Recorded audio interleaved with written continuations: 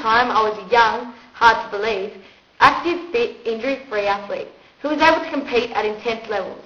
But at the age of 45, I struggled to touch my toes and participate effectively in such activities. Many of my friends tell me that I won't ever recover fully from disc surgery, and that due to my age, that motor development patterns that I once had in my early years will never be the same, and that I may also never return to physical activity.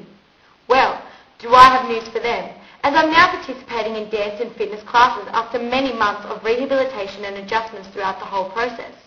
Appropriate activities were adapted, environments were changed, and most importantly, individual constraints were tackled, which initiated positive behaviour to allow me to gain mobility to participate effectively once again. Hence, is it possible to relearn motor development behaviour patterns? Sit back and watch me move once again. Destination unknown,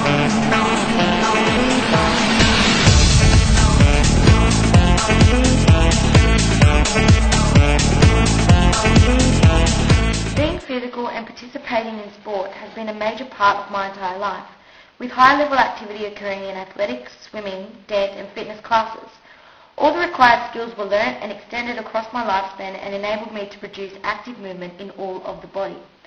As I adapted to movement change continuously, then patterns developed and different variables enabled me to develop other motor skills.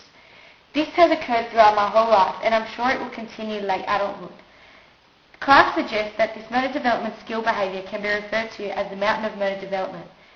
Yes, there were times when constraints would hinder improvement, such as injury, lack of motivation, and task goals, available equipment, but through interaction these were all tackled and further advances were made. Hence, motor skills need to be taught, practiced and adapted. Newell referred to individual, environment and task factors as three factors which interact with each other in a chaotic way that ultimately leads the system to create a solution in which the best possible movement outcome emerges. This is my story. Well, my friends may be right. Is age the reason for my herniated disc? Or is it perhaps due to overtraining, equipment, biomechanics or the environment? Or the fact that disc degeneration occurs throughout life? Okay, being mature, my spine has less elasticity and has shrunk slightly, and through bad technique the disc became herniated and I had to undergo surgery. Of course I can't perform the same movement skills as I did in my childhood, but there is no reason why they can't be relearned or reshaped with constraints applied. I learnt to move when I was younger, so why not now? My journey of motor skill development was tough, but each day gains were made, as I applied the model of constraints where individual, task and environmental considerations were altered continuously throughout my rehabilitation, and the interaction between the three enabled me to produce the desired response and return to physical activity. Ostella investigates into rehabilitation after lumbar disc surgery and found that there is strong evidence for intensive exercise programs on short-term for functional status and faster return to work. We will survive. Here I am, age 45, having to modify my movement under the instruction of a physio as well as my own practice, in order to participate in fitness and dance classes once again.